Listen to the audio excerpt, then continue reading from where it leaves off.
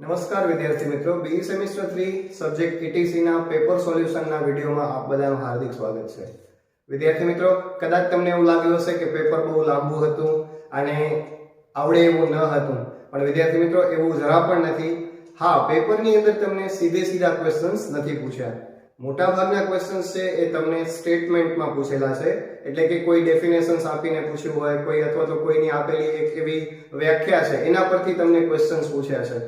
ઘણી વખત તમને એ ક્વેશ્ચન્સ છે એ ફરાવીને પૂછેલા છે, પણ જે એના આન્સર લખવાના છે એ આન્સર્સ તો આપણે મટીરીયલમાં તૈયાર કરેલા છે, એ જ આન્સર લખવાના હતા.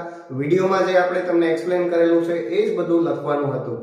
એનાથી ગભરાવાની બિલકુલ જરૂર નથી. તમે પેપર લખ્યું છે તો તમને માર્ક્સ તો મળશે, એટલે ચિંતા બિલકુલ કરતા નહીં. અત્યાર સુધી એવું થયેલું છે કે અગાઉ જે પેપર્સ પૂછાયેલા છે જીટીયુના, એમાં બધામાં સીધા ક્વેશ્ચન પૂછ્યા છે, પણ આ વખતે જે પેપર પૂછાયું એમાં મોટા ભાગના ક્વેશ્ચન્સ છે એ તમને ટ્વિસ્ટ કરીને પૂછ્યા છે, પણ એનાથી ગભરાવાની જરૂર નથી. હવે આપણે ફટાફટ જોઈ લઈએ એ ક્વેશ્ચનના સોલ્યુશનને આપણે સમજીએ, પેપરના સોલ્યુશનને સમજીએ. ક્વેશ્ચન 1 માં તમને એવું પૂછાયેલું છે કે લિસ્ટ પેરાલિંગ્વિસ્ટિક ફીચર્સ. અહીંયા તમને ડેફિનેશન આપી દીધી છે પૂરેપૂરી, પણ મેઇન જે શબ્દો છે એને સમજવાના હતા કે લિસ્ટ પેરાલિંગ્વિસ્ટિક ફીચર્સ. તો એમાં પણ તમારે માત્ર બે ફીચર્સને એક્સપ્લેન કરવાના છે. તો એ પેરાલિંગ્વિસ્ટિકના ફીચર્સ કયા છે? તો voice, volume, speed, pitch, stress, આવા બધા જે છે એ પેરાલિંગ્વિસ્ટિકના ફીચર્સ છે. આમાંથી કોઈ પણ બે જ ફીચર્સને તમારે એક્સપ્લેન કરવાના હતા. ત્યાર પછી ક્વેશ્ચન 1b માં પૂછાયું છે ઇમ્પોર્ટન્સ ઓફ કાઇનેસિક્સ. અહીંયા પણ તમને એવું જ છે, એક સ્ટેટમેન્ટ આપી દીધું છે અને છેલ્લે લખ્યું છે કે ઇમ્પોર્ટન્સ ઓફ કાઇનેસિક્સ. તો કાઇનેસિક્સ નું ઇમ્પોર્ટન્સ લખવાનું છે. તો એમાં ઇમ્પોર્ટન્સ ની અંદર કયા એના કમ્પોનન્ટ્સ આવે છે, ઇમ્પોર્ટન્સ શું છે? તો ફેશિયલ એક્સપ્રેશન છે, પછી જેસ્ચર છે, પોસ્ચર્સ છે, આ બધા વર્ડ્સ જે છે એ ઇમ્પોર્ટન્સ ઓફ કાઇનેસિક્સ માં આવે છે અને આ વર્ડ્સ ને તમારે એક્સપ્લેન કરવાના હતા. ત્યાર પછી ક્વેશ્ચન 1c માં પૂછ્યું છે કમ્યુનિકેશન સાયકલ વિથ ડાયાગ્રામ. આ ક્વેશ્ચન તો પરીક્ષાની અંદર પૂછાતો જ હોય છે, પણ તમને થોડોક અહીંયા અલગ પૂછ્યો છે કે કમ્યુનિકેશન સાયકલ. તો કમ્યુનિકેશન સાયકલ છે એ કમ્યુનિકેશન પ્રોસેસ જ છે, કમ્યુનિકેશનની પ્રોસેસ જ તમારે લખવાની છે અને ડાયાગ્રામ ડ્રો કરવાનો છે. એ જ ક્વેશ્ચન તમને અહીંયા પૂછાયેલો છે. ત્યાર પછી ક્વેશ્ચન 2a, એમાં તમને પૂછ્યું છે મિનિટ્સ ઓફ મીટિંગ. હવે મિનિટ્સ ઓફ મીટિંગ જે છે એમાં તમને એક એક્ઝામ્પલ આપી દીધું છે અને એક્ઝામ્પલના આધારે તમારે લખવાનું છે. Suppose you are a soft skill trainer, you have to talk about how to write minutes of meeting to the trainees. minutes of meeting કેવી રીતે લખાય, બરાબર, એની પૂરેપૂરી પ્રોસેસ આપણે ક્વેશ્ચન ની અંદર પણ એક્સપ્લેન કરી દીધું છે કે કેવી રીતે મિનિટ્સ ઓફ મીટિંગ લખાય, એમાં કયા પોઈન્ટ્સ આવે એ લખવાનું હતું.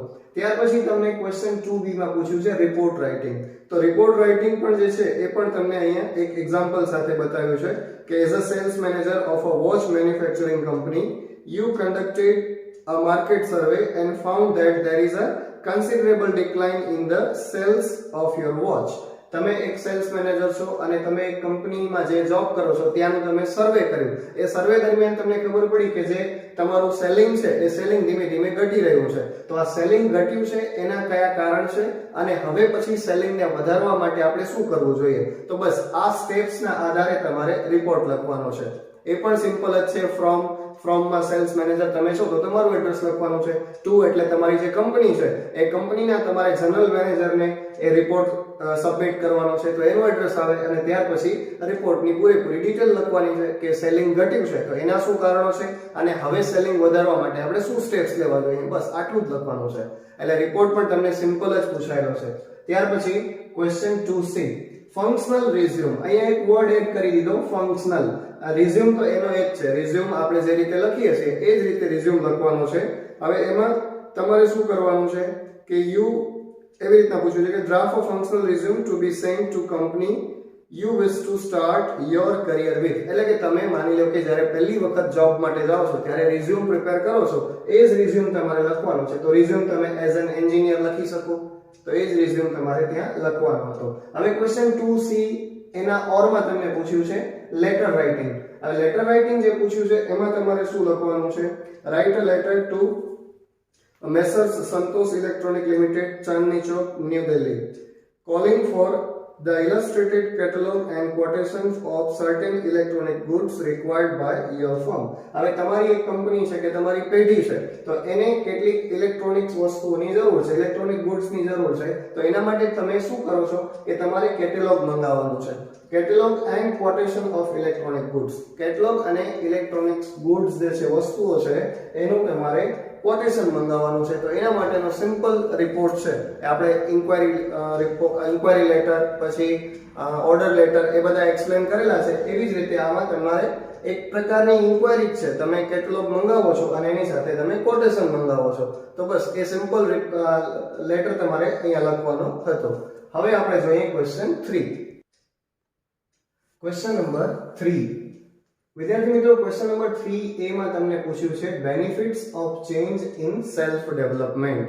હવે અહીં તમને એક એક્ઝામ્પલ આપી દીધું છે. એ એક્ઝામ્પલના આધારે તમારે benefits of change in self development chapter number 6 નો આ ક્વેશ્ચન છે, સેલ્ફ ડેવલપમેન્ટ. એમાં કેટલાક વર્ડ્સ આવે છે, એ વર્ડ્સને તમારે એક્સપ્લેન કરવાના છે. અત્યાર સુધી એવું પૂછાતું હતું કે ડાયરેક્ટ તમને વર્ડ આપી દેતા અને એ વર્ડને તમારે એક્સપ્લેન કરવાના, પણ આ વખતે તમને એક એક્ઝામ્પલ સાથે ક્વેશ્ચન પૂછ્યો છે, પણ વર્ડ તમારે આ યાદ રાખવાનો છે કે બેનિફિટ્સ ઓફ ચેન્જ.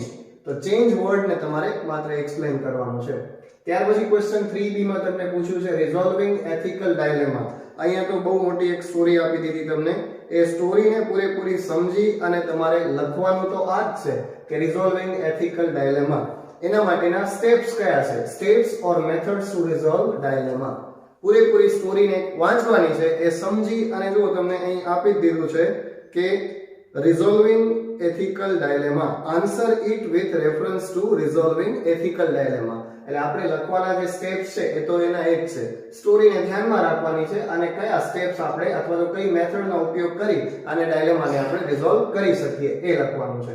ત્યાર પછી question 3C, role of non verbal communication. Question 3C માં તમને role of non verbal communication એ લખવાનું છે. તો એ પણ નોન વર્બલ કમ્યુનિકેશનમાં કયા સ્ટેપ્સ કયા પોઈન્ટ્સ આવે છે, તો કાઇનેસિક્સ છે, પ્રોક્સિમિક્સ છે એન્ડ પેરાલિંગ્વિસ્ટિક છે. આ ત્રણ વર્ડને તમારે એમાં એક્સપ્લેન કરી દેવાના હતા. હવે ત્યાર પછી ક્વેશ્ચન 3C એના ઓરમાં તમને પૂછાયેલો છે ક્વેશ્ચન. તો એમાં પહેલો ક્વેશ્ચન છે સેલ્ફ અસેસમેન્ટ. એ પણ ચેપ્ટર 6 માંથી પૂછાયો છે. એમાં વર્ડ આપેલો છે રેકોર્ડ કીપિંગ. તો રેકોર્ડ વર્ડને ધ્યાનમાં લઈ અને એ વર્ડને તમારે એક્સપ્લેન કરવાનો છે. ત્યાર પછી છે ક્વેશ્ચન 3B, એમાં વાયોલેટેડ એથિક્સ ઇન પાસ્ટ. આ એક નવો ક્વેશ્ચન છે જે અત્યાર સુધી ક્યારેય નથી પૂછાયેલો, ન્યૂ ક્વેશ્ચન છે. એ આપણી રીતે સમજી અને લખવાનો હતો, પણ આ ક્વેશ્ચનના ઓરમાં આ તમે ત્રણ ક્વેશ્ચન લખી શક્યા હોત.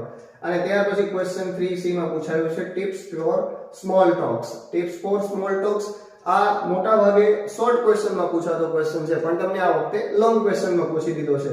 તો સ્મોલ ટોક્સ માટેની કઈ ટિપ્સ છે એ તમારે લખવાની હતી. તો વિદ્યાર્થી મિત્રો, આમ જોઈએ તો ક્વેશ્ચન 3 જે છે એમાં તમે પહેલા 3 ક્વેશ્ચન લખ્યા હોય ABC તો એ તમારા માટે સારું થાય. અહીંયા એક ક્વેશ્ચન એવો છે કે જે નવો ક્વેશ્ચન છે, જે આપણે કવર નથી કરેલો, એ બહારથી પૂછાઈ ગયેલો છે. તો આ 3 ક્વેશ્ચન્સ તમે લખ્યા હોય તો તમને માર્ક્સ સારા મળી શકે. અહીંયા માર્ક્સ તો મળે, પણ તમારે થોડું આ ક્વેશ્ચનની અંદર વિચારવું પડે. તો વિદ્યાર્થી મિત્રો, આ રીતે તમને ક્વેશ્ચન 3 પૂછાયેલો છે. હવે સમજીએ ક્વેશ્ચન 4. વિદ્યાર્થીઓ, હવે ક્વેશ્ચન નંબર 4. ક્વેશ્ચન નંબર 4 માં પણ તમને ABC અને એના ઓરમાં ABC એવી રીતના પૂછાયેલું છે. ક્વેશ્ચન નંબર 4A માં પૂછાયું છે કે તમને factors responsible for poor intercultural communication. Poor intercultural communication માટેના કયા એવા ફેક્ટર્સ રિસ્પોન્સિબલ છે તો એ લખવાનું છે. તો એમાં કયા ફેક્ટર્સ આવે? કમ્યુનિકેશન આવે, કલ્ચરલ થીમ આવે, ગ્લોબલાઇઝેશન આવે અને ટાઈમ ઓરિએન્ટેશન. આટલા પોઈન્ટ્સ જે છે, એના સિવાયના પણ કેટલાક પોઈન્ટ્સ છે એ તમને પૂછાતા હોય છે. એ પોઈન્ટ્સને તમારે માત્ર એક્સપ્લેન કરવાના છે. ત્યાર પછી છે ક્વેશ્ચન 4B, એમાં various approaches four making moral choice. આ સિમ્પલ ક્વેશ્ચન્સ છે, જે રીતે અગાઉ પૂછાયેલો છે એમ જ પૂછાયો છે. Various approaches four making moral choice. તો એના માટેના 5 એવા એપ્રોચીસ છે. એમાં પ્રિન્સિપલ એપ્રોચ, કોન્સિક્વન્સ એપ્રોચ અને બીજા 3 છે. હવે ક્વેશ્ચન 4C, એમાં તમારે આપવાનું છે presentation on the mobile app I like. આ એક નવો ક્વેશ્ચન છે જે તમને તમારી રીતે લખવો પડે. ન્યુ ક્વેશ્ચન કહી શકીએ આપણે. પ્રેઝન્ટેશન બનાવવાનું છે મોબાઈલ એપ્લિકેશન પર. તમને જે ગમતી હોય એવી મોબાઈલ એપ્લિકેશન પર પ્રેઝન્ટેશન આપવાનું છે. ત્યાર પછી ક્વેશ્ચન ના ઓરમાં જે ત્રણ ક્વેશ્ચન પૂછાયા છે અથવામાં ત્રણ પ્રશ્નો પૂછાયેલા છે એ જોઈએ. Types of public speaking and general qualities for public speaker.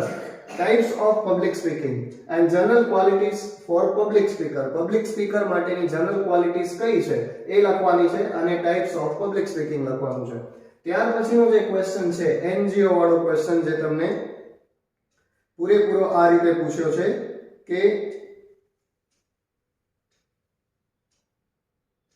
you are a part of an NGO and your friend is well-known business tycoon. You wish him to help the NGO you are associated with. Convince him to do so by elaborating on CSR, corporate social responsibility, with the help of an example. હવે આ question એવો છે કે જે તમને અલગથી પૂછાયેલો છે અને પૂરેપૂરો આપણે સમજીને લખવાનો છે કે હવે તમારો મિત્ર છે એ કોઈ એવો સારો એવો બિઝનેસમેન છે અને તમે એક એનજીઓ ચલાવો છો, તો તમારી એનજીઓ ને એ તમારો મિત્ર કઈ રીતે મદદરૂપ થઈ શકે, તમારા એનજીઓ ને કઈ રીતે હેલ્પ કરી શકે, એ ફાઇનાન્શિયલ હેલ્પ હોય કે પછી બીજી કોઈ પણ હેલ્પ હોય, તો એને તમારે કન્વિન્સ કરવાનો છે અને કન્વિન્સ તમે એને કઈ રીતે કરો છો એ તમારે એમાં લખવાનું છે. ત્યાર પછી ક્વેશ્ચન 4C એમાં negotiate face to face interview. Negotiate face to face interview જે છે એ પણ તમને write a detail note on how to negotiate face to face interview. Face to face interview માટે તમે શું કરી શકો? નેગોશિએટ વર્ડ આપી દીધો છે એટલે તમારે ડિસ્કશન કરવાનું છે કે ફેસ ટુ ફેસ ઇન્ટરવ્યુ આપણે કઈ રીતે કરી શકીએ. તો એના માટે શું પ્રિપરેશન કરવી પડે? તો બિફોર ઇન્ટરવ્યુ થી પહેલા આપણે શું તૈયારી કરવી પડે, અને at the time of interview અને ઇન્ટરવ્યુના સમયે આપણે શું તૈયારી કરવી પડે એ તમારે એમાં એક્સપ્લેન કરવાનું છે. એટલે કે વિદ્યાર્થી મિત્રો ક્વેશ્ચન્સ આમ તમે જો સમજો તો એટલા બધા અઘરા નથી કે તમે લખી ન શકો, પણ ફરક એટલો છે કે ક્વેશ્ચન સીધા નથી પૂછેલા, તમને ફેરવીને પૂછ્યા છે. તો આ રીતે ક્વેશ્ચન 4 જે છે એ પણ આ રીતે તમારે લખવાનું હતું. ઘણા બધા વિદ્યાર્થીઓએ પેપરની અંદર લખેલું છે તો તમને માર્ક્સ મળી શકે છે, અને કેટલાક વિદ્યાર્થીઓએ એવું પણ કર્યું છે કે ક્વેશ્ચન 4 એ બી આવડે છે પહેલા અને ઓરમાં પૂછાયો છે એમાંથી સી આવડે છે અથવા તો એ આવડે છે એ લખી દીધો છે. એટલે આમ કરવું ન જોઈએ, પણ ઘણી વખત એ પેપર ચેક કરનારના ધ્યાનમાં નહીં આવતું કે એ અને બી તમે ક્વેશ્ચન 4 આમાંથી લખ્યો છે અને સી છે એ તમે ઓરનો લખી દીધો, અથવા તો એ તમે ઓરમાંથી લખ્યો અથવા તો બી તમે ઓરમાંથી લખ્યો. તો એ પેપર ચેક કરતી વખતે ધ્યાનમાં નથી આવતું, એટલે તમને એના માર્ક્સ મળી જતા હોય છે. પણ ખરેખર આવું ન કરવું જોઈએ. ઘણી વખત પેપર ચેકરના ધ્યાનમાં આવે તો તમને માર્ક્સ ન મળે, પણ જો ધ્યાનમાં ન આવે તો તમને માર્ક્સ મળી જતા હોય છે. છેલ્લી ઘડીએ જ્યારે આપણને ન આવડતું હોય ત્યારે આપણે એવું કરી શકીએ અને ક્યારેક આપણને એના માર્ક્સ મળી પણ જતા હોય છે. વિદ્યાર્થી મિત્રો, તમને એક ખાસ વિનંતી છે કે ઘણા બધા વિદ્યાર્થીઓ છે એ પેપર પૂરું થઈ ગયું એટલે તમે ચેનલને અનસબસ્ક્રાઇબ કરો છો, પણ વિદ્યાર્થી મિત્રો ચેનલ અનસબસ્ક્રાઇબ ન કરો. તમારા આવનારા સેમિસ્ટરની અંદર સેમિસ્ટર 4, 5, 6 એમાં પણ જેટલા નોન ટેકનિકલ સબ્જેક્ટ છે એ નોન ટેકનિકલ સબ્જેક્ટ્સના વિડીયો આપણે બનાવવાના છીએ. એનું મટીરિયલ પણ રેડી કરીશું અને તમને નોટ્સ પણ આપીશું. એટલે ખાસ એક વિનંતી છે કે વિદ્યાર્થી મિત્રો અમારી સાથે તમે જોડાયેલા રહો. અમે બનશે એટલી મદદ તમને કરવા તૈયાર છીએ. એટલે તમે ચેનલને અનસબસ્ક્રાઇબ ન કરો, અને એનાથી વિશેષ એવું કરો કે તમારા જેટલા પણ મિત્રો છે એ મિત્રો સુધી આ ચેનલને પહોંચાડો અને બધાને ચેનલ સબસ્ક્રાઇબ કરવાનું કહો અને લાઈક કરવાનું તો ખાસ કહેશો. અને જે પણ તમને ડાઉટ હોય છે એ ડાઉટ તમારા કમેન્ટની અંદર લખી અને અમારા સુધી મોકલો. એટલે અમે એવા પૂરા પ્રયત્ન કરશું કે તમારા જે ક્વેશ્ચન્સ છે એને સોલ્વ કરી શકીએ અને તમારા માટે કંઈક ને કંઈક નવું બનાવી શકીએ. વિદ્યાર્થી મિત્રો, ક્વેશ્ચન નંબર 5 માં પણ એબીસી અને એના ઓરમાં 3 ક્વેશ્ચન એબીસી એવી રીતે પૂછાયેલા છે. તો પહેલા જ ક્વેશ્ચન 5 એ જોઈએ. એમાં તમને ક્વેશ્ચન પૂછાયો છે ટિપ્સ ફોર ઇન્ટરવ્યુ. એટલે ઇન્ટરવ્યુ માટેની કઈ ટિપ્સ છે એ તમારે એમાં લખવાનું છે, બરાબર. ક્વેશ્ચન તમને આમ છે કે your friend had call for personal interview from a firm. Reflect about facing the interviews successfully and give tips for the same. Question તમને એક એક્ઝામ્પલના રૂપમાં પૂછ્યો છે, પણ લખવાનું તમને શું છે કે ટિપ્સ ફોર ઇન્ટરવ્યુ, બરાબર. હવે એમાં તમને એમ પણ પૂછાયેલું હોય કે પ્રિપરેશન ફોર ઇન્ટરવ્યુ, તો પણ આન્સર એક જ છે, બરાબર. ઇન્ટરવ્યુ માટેની ટિપ્સ આપણે લખવાની હતી. ત્યાર પછી question number 5B, technical description of laptop. આ તો સિમ્પલ ક્વેશ્ચન છે. કોઈ પણ ઇલેક્ટ્રોનિક ગેજેટનું તમારે ટેકનિકલ ડિસ્ક્રિપ્શન લખવાનું છે કે લેપટોપ કેવું છે, એનું કોન્ફિગરેશન ને એ બધું એમાં લખવાનું છે. ત્યાર પછી question 5C, importance of time management. હવે ઇમ્પોર્ટન્સ ઓફ ટાઈમ મેનેજમેન્ટ તમને અહીં એક સ્ટેટમેન્ટ આપેલું છે. એ સ્ટેટમેન્ટના આધારે તમારે ટાઈમ મેનેજમેન્ટનું ઇમ્પોર્ટન્સ લખવાનું છે. એ સ્ટેટમેન્ટ પૂરેપૂરું વાંચી અને આન્સર તો એ જ છે કે ઇમ્પોર્ટન્સ ઓફ ટાઈમ મેનેજમેન્ટ, જે આપણે મટીરિયલની અંદર પણ આપેલો છે, વિડીયોમાં પણ એક્સપ્લેન કરેલું છે. ત્યાર પછી ક્વેશ્ચન 5 ના ઓરમાં શું પૂછ્યું છે? એમાં એવું પૂછ્યું છે કે critical thinking explain in detail. તો હવે ક્રિટિકલ થિંકિંગ માટે પણ તમને અહીં સ્ટેટમેન્ટ આપી દીધું છે, બરાબર છે. તો એ સ્ટેટમેન્ટને ધ્યાનમાં રાખી અને આન્સર એ જ લખવાનો છે કે explain critical thinking in detail. તો એ વિડીયોમાં પણ આપણે સમજાવ્યું છે અને નોટ્સમાં પણ આપેલું છે. ત્યાર પછી તમને ક્વેશ્ચન 5b માં પૂછ્યું છે 4 zones of space. 4 zones of space એ પણ તમને અહીં સ્ટેટમેન્ટ આપી દીધું છે. એ સ્ટેટમેન્ટના આધારે તમારે લખવાનું છે. એ ચેપ્ટર 1 નો ક્વેશ્ચન છે. કમ્યુનિકેશન વાળું જે ચેપ્ટર છે એમાંથી પૂછાયેલું છે. હવે 4 ઝોન્સ કયા છે? તો ઇન્ટિમેટ સ્પેસ, પછી પર્સનલ સ્પેસ, સોશિયલ સ્પેસ અને પબ્લિક સ્પેસ. તો એને એક્સપ્લેન કરવાનું હતું. ત્યાર પછી ક્વેશ્ચન 5c માં તમને પૂછ્યું છે પ્રપોઝલ ટુ ડિઝાઇન અ ડાયનેમિક વેબસાઇટ.